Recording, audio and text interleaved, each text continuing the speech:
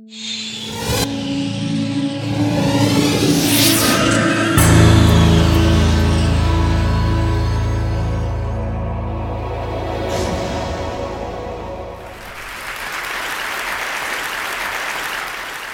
Academy is most known for its collection of videos. So before I go any farther, let me show you a little bit of a montage. So the hypotenuse is now going to be 5. This animal's fossils are only found in this area of South America, a nice clean band here, and this part of Africa. We could integrate over the surface, and the notation usually is a capital sigma. National Assembly, they create the Committee of Public Safety, which sounds like a very nice committee. Notice this is an aldehyde, and it's an alcohol. Start differentiating into effector and memory cells. A galaxy. Hey, there's another galaxy. Oh, look, there's another galaxy. And for dollars is their $30 million plus the $20 million from the American manufacturer. If this does not blow your mind, then you have no emotion.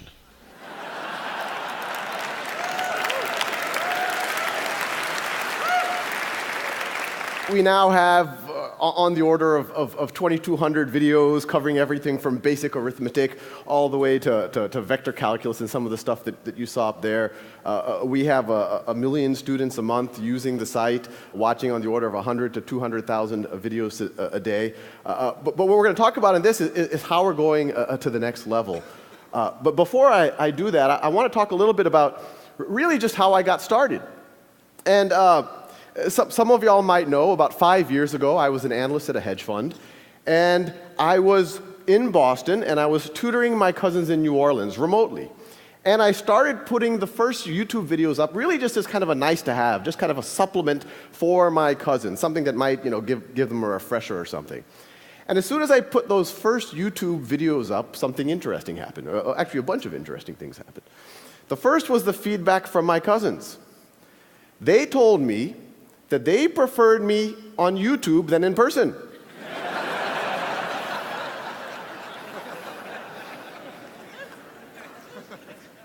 And once you get over the backhanded nature of that, there was actually something very profound there. They were saying that they preferred the automated version of their cousin to their cousin. At first, it's very unintuitive, but when you actually think about it from their point of view, it makes a ton of sense. You have this situation where now they can pause and repeat their cousin. Now they can, without feeling like they're wasting my time. They could, if they have to review something that they should have learned a couple of weeks ago or maybe a couple of years ago, they don't have to be embarrassed and ask their cousin. They can just watch those videos. If they're bored, they can go ahead. They can watch it at their own time, at their own pace. And probably the least appreciated, aspect of this is the notion that the very first time that you're trying to get your brain around a new concept, the very last thing you need is another human being saying, "Do you understand this?" And that's what was happening with the interaction with my cousins before, and now they could just do it kind of in the intimacy of their own room. The other thing that happened is, I put them on YouTube just for the, I saw no reason to make it private, so I let other people watch it, and then people started stumbling on it, and I started getting some comments and some letters and all sorts of kind of feedback from random people around the world, and these are just a few. This is actually from one of the original calculus videos, and someone wrote just on YouTube, it was a YouTube comment. "First time I smiled doing a derivative." And let's pause here. This person did a derivative, and then they smiled. And then in response to that same comment, this is on the thread, you could go on YouTube and look at these comments, someone else wrote, "Same thing here. I actually got a natural high and a good mood for the entire day. Since I remember seeing all of this matrix text in class, and here I'm all like, I know Kung Fu." And we got a lot of feedback along those lines. It's clearly it was helping people. But then as the viewership kept growing, I started getting letters from people, and it was starting to become clear that it was actually more than just a nice to have. This is just an excerpt from one of those letters. "My 12-year-old son has autism and has had a terrible time with math. We have tried everything, viewed everything, bought everything. We stumbled on your video on decimals, and it got through. Then we went on to the dreaded fractions. Again, he got it. We could not believe it. He is so excited. And so you can imagine, here I was, an analyst at a hedge fund. It was very strange for me to do something of social value. So,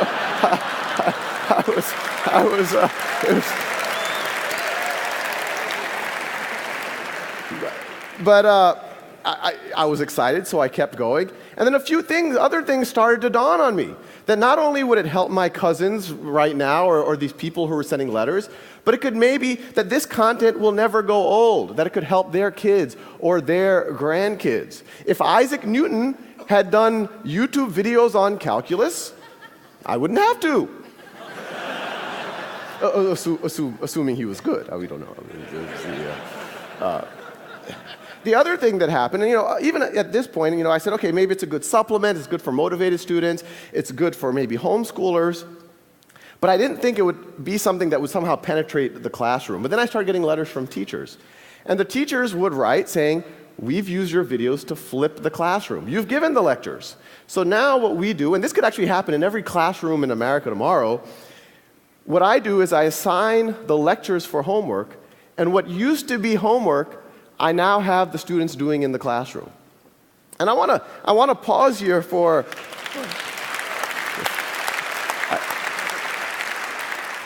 I want to pause here for a second because there's a couple of interesting things. One, when those teachers are doing that, there's the obvious benefit. There's the benefit that now their students can enjoy the videos in the way that my cousins did. They can pause, repeat at their own pace, at their own time. But the more interesting thing, and this is the unintuitive thing when you talk about technology in the classroom, by removing the one-size-fits-all lecture from the classroom and letting students have a self-paced lecture at home, and then when you go to the classroom, letting them do work, having the teacher walk around, having the peers actually be able to interact with each other, these teachers have used technology to humanize the classroom. They took a fundamentally dehumanizing experience, a bunch of 30 kids with their fingers on their lips, not allowed to interact with each other. A teacher, no matter how good, has to give this kind of one-size-fits-all lecture to 30 students, blank faces, slightly antagonistic, and now it's a human experience. Now they're actually interacting with each other. So once the Khan Academy kind of, I quit my job and we turned into a real organization. We're a not-for-profit. The question is, how do we take this to the next level? How do we take what those teachers were doing to their natural conclusion? And so what I'm showing over here, these are actual exercises that I started writing for my cousins. The ones I started were much more primitive. This is a kind of a more competent version of it. But the paradigm here is we'll generate as many questions as you need until you get that concept, until you get 10 in a row. And the Khan Academy videos are there. You get hints, the actual steps for that problem if you don't know how to do it. But the paradigm here, it seems like a very simple thing, 10 in a row, you move on. But it's fundamentally different than what's happening in classrooms right now. In a traditional classroom, you have a couple of homework, lecture, and then you have a snapshot exam. And that exam, whether you get a 70%, an 80%, a 90%, or a 95%, the class moves on to the next topic. And even that 95% student, what was the 5% they didn't know? Maybe they didn't know what happens when you raise something to the 0th power. And then you go build on that in the next concept. That's analogous to, imagine learning to ride a bicycle. And I give you a bicycle, maybe I give you a lecture ahead of time, and I give you that bicycle for 2 weeks, and then I come back after 2 weeks, and I say, well, let's see, you're having trouble taking left turns, you can't quite stop. You're an 80% bicyclist. So I put a big C stamp on your forehead, and then I say, here's a unicycle. But as ridiculous as that sounds, that's exactly what's happening in our classrooms right now. And the idea is, you fast forward and good students start failing algebra all of a sudden and start failing calculus all of a sudden, despite it being smart, despite having good teachers, and it's usually because they had these Swiss cheese gaps that kept building throughout their foundation. So our model is learn math the way you would learn anything, like the way you would learn a bicycle. Stay on that bicycle. Fall off that bicycle. Do it as long as necessary until you have mastery. The traditional model, it penalizes you for experimentation and failure, but it does not expect mastery. We encourage you to experiment. We encourage you to failure, but we do expect mastery. This is just another one of the modules. This is trigonometry. This is shifting and reflecting functions. And they all fit together. We have about 90 of these right now. And you could go to the site right now. It's all free, not trying to sell anything. But the general idea is that they all fit into this knowledge map. That top node right there, that's literally single-digit addition. It's like 1 plus 1 is equal to 2. And the paradigm is, once you get 10 in a row on that, then it keeps forwarding you to more and more advanced modules. So if you keep, this is further down the knowledge map, we're getting into more advanced arithmetic. Further down, you start getting into pre-algebra and early algebra. Further down, you start getting into algebra 1, algebra 2, a little bit of pre-calculus. And the idea is from this, we can actually teach everything. Well, everything that can be taught in this type of a framework. So you can imagine, and this is what we are working on, is from this knowledge map, you have logic, you have computer programming, you have grammar, you have genetics, all based off of that core of, okay, if you know this and that, now you're ready for this next concept. Now, that can work well for an individual learner, and I encourage one for you to do it with your kids, but I also encourage everyone in the audience to do it yourself. It'll change what happens at the dinner table. But what we want to do is use the natural conclusion of the flipping of the classroom that those early teachers had emailed me about. And so what I'm showing you here, this is actually data from a pilot in the Los Altos School District where they took 2 5th grade classes and 2 7th grade classes and completely gutted their old math curriculum. These kids aren't using textbooks, they're not getting one-size-fits-all lectures, they're doing Khan Academy, they're doing that software for roughly half of their math class.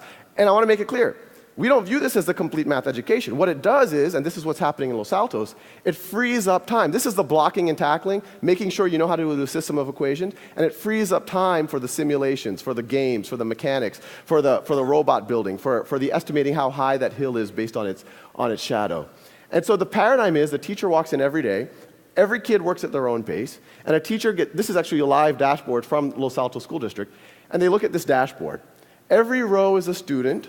Every column is one of those concepts. Green means the student's already proficient. Blue means that they're working on it, no need to worry. Red means they're stuck.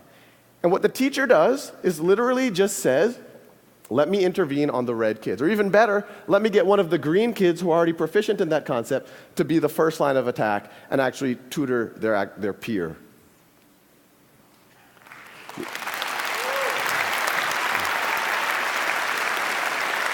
Now, I kind of come from a very data-centric reality, so we don't want that teacher to even go and intervene and have to ask the kid awkward questions. Oh, what do you not understand, or what do you do understand, and all of the rest.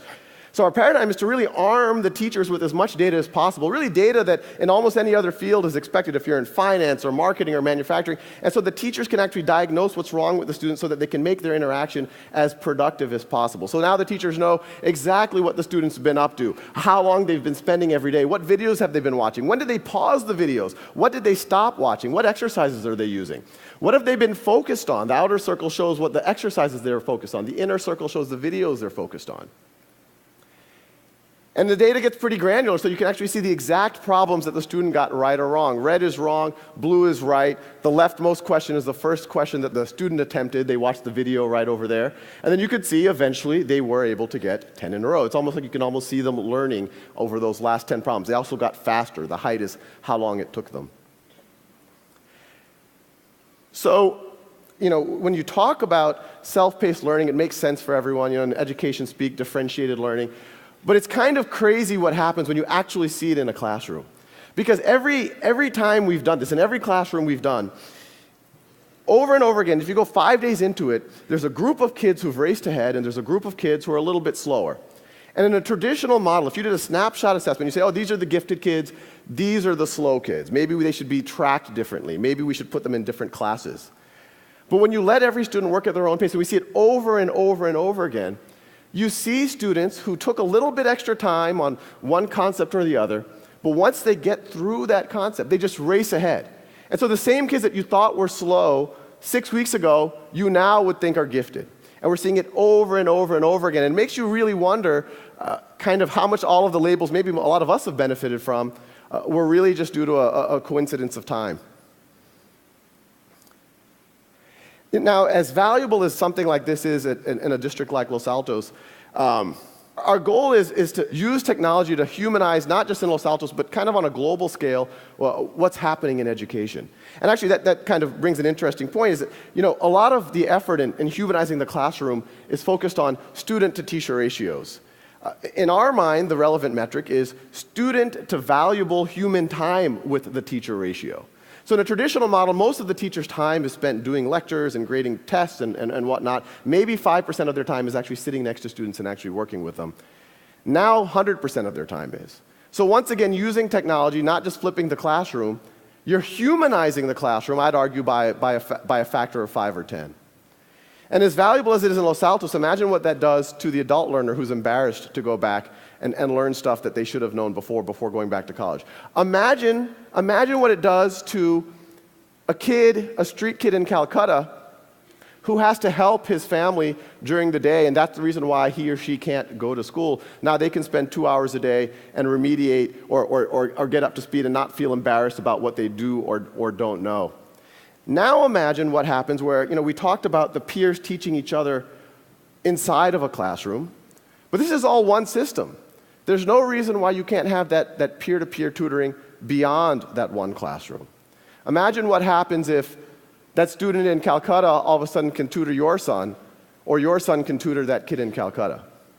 And I think what you'll see emerging is this notion of a global one-world classroom. And that's essentially what we're trying to build. Thank you.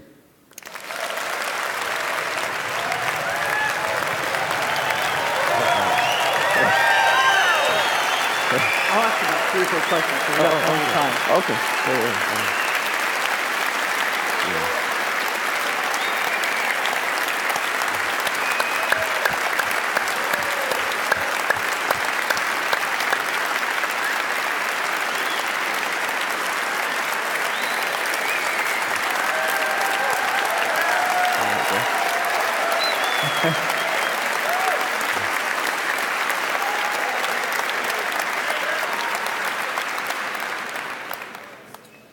I've seen some things you're doing in the system that have to do with motivation and feedback, energy points, merit badges. Tell me what you're thinking there. Oh yeah, no, we have an awesome team working on it. It's not, and I have to make it clear, it's not just me anymore. I'm still doing all the videos. We have a kind of a rock star team doing the software. Yeah, we've put a bunch of game mechanics in there where you get these badges. We're going to start having leaderboards by areas, and you get points. And it's actually been pretty interesting. Just the wording of the badging or how many points you get for doing something, we see on a system-wide basis like tens of thousands of like 5th graders or 6th graders going one direction or another depending on what badge you give them. And the collaboration you're doing with Los Altos, how did that come about? Yeah, no, Los Altos has been it was kind of crazy. They once again, I didn't expect it to be used in classrooms. Someone from their board came and said, oh, what would you do if you had carte blanche in a classroom? And I said, well, I would just, every student work at their own pace on something like this. We'd give a dashboard, and they said, oh, this is kind of radical. We have to think about it. And me and the rest of the team were like, oh, they're never going to want to do this. But literally the next day, they're like, can you start in 2 weeks? And so So it's fifth grade math is where that's going on right now? It's 2 5th grade classes and 2 7th grade classes. And I think they're doing it at the district level. And I think what they're excited about is they can now follow these kids. It's not an only in-school thing. I mean, we've even, on Christmas, we saw some of the kids were doing, and we can track everything. So they can actually track them as they go through the entire district, through the summers, as they go from one teacher to the next. You have this continuity of data that even at the district level they can see. So some of those views we saw were for the teacher to go in and track actually what's going on with those kids. So you're getting feedback on those teacher views to see what they think they need? Oh yeah, actually, most of those were kind of specs by the teachers. We made some of those for students so they could see their data, but we have a very tight design loop with the teachers themselves, and they're literally saying, hey, this is nice, but I like that focus graph. A lot of the teachers said, I have a feeling that a lot of the kids are jumping around and not focusing on one topic, so we made that focus diagram for them. So it's all been teacher driven. It's been pretty crazy. Is this ready for prime time? Do you think a lot of classes next school year should try this thing out? Yeah, it's ready. We got 1 million people on the site already, so we can handle a few more. And no reason why it really can't happen in every classroom in America tomorrow. And the vision of the tutoring thing, the idea there is if I'm confused about a topic, somehow right in user interface, I'd find people who are volunteering, maybe see their reputation, and I could schedule and connect up with those people.